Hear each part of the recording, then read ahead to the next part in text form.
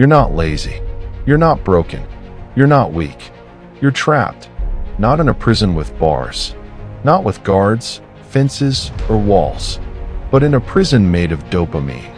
Every swipe, every scroll, every click, every bite of instant pleasure, it all pulls you deeper. And here's the terrifying part. The prison is invisible. The chains are inside your brain. And most people will live their entire lives without ever escaping. But you've started to notice it. The fog, the restlessness, the inability to focus. Something inside you knows. This isn't who you really are. Today, you'll learn why you're stuck. And more importantly, how to break free. Let's go back in time. Imagine you're a hunter many years ago. You spend all day searching for food. Hours of effort. One small victory.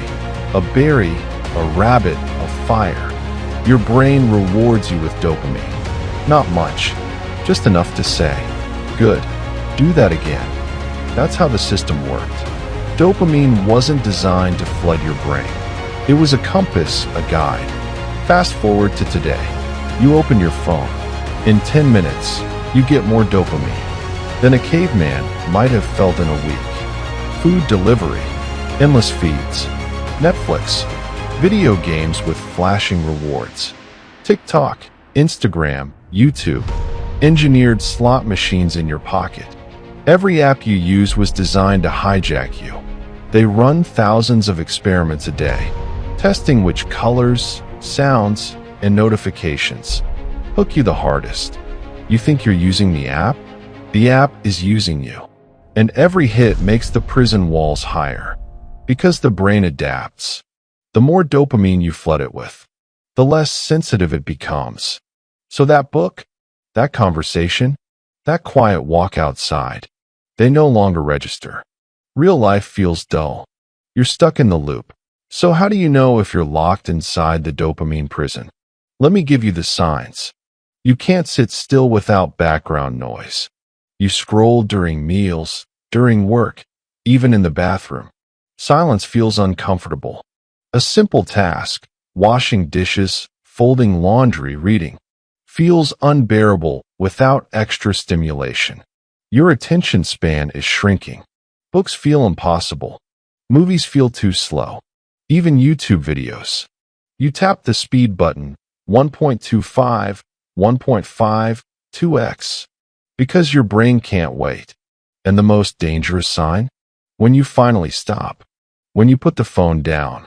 When you close the screen. You feel restless. Not calm. Not free. Restless. That is withdrawal. That is addiction. And that is the prison tightening its grip. You've probably tried before. To quit. To cut back. To stop scrolling. But here's the truth. You cannot outwill your own biology. Every time you give in, the brain reinforces the loop. Every ping, every notification, is another chain. Your willpower gets exhausted. Because willpower is a limited resource. And you're fighting against trillion-dollar companies. With teams of scientists. Who know exactly how to break you. It's not a fair fight. That's why resolutions fail. That's why you say, just 5 more minutes. And then an hour disappears. It's not because you're weak. It's because the game is rigged. And until you learn to break the system will keep breaking you. But here's the truth. The prison isn't permanent. You can escape. Step 1, starve the distractions. Step 2, rewire the brain. Step 3, build a system that lasts. This is called a dopamine detox. It doesn't mean eliminating pleasure. It means resetting your baseline. At first, it feels like torture. Your brain screams for a hit. The cravings are loud. But if you push through, a shift begins. The fog lifts. Silence feels peaceful. Focus returns. That book becomes interesting again. That workout feels satisfying. That walk feels alive. Your brain remembers how to feel joy in the simple. This is freedom. But one detox isn't enough. The prison will return, unless you build walls to keep it out. Here are the rules of freedom. No screens in the first hour of the day. No screens in bed. Turn off notifications. Create blocks of deep work with zero distractions. Protect your environment. Remove apps. Delete temptations. These aren't punishments. They are shields. They are the architecture of freedom. Because you don't rise to the level of your goals. You fall to the level of your systems. And if your systems are weak, you will fall again. But if your systems are strong, you'll stay free. The dopamine prison is invisible, but its chains are real. Most people never escape.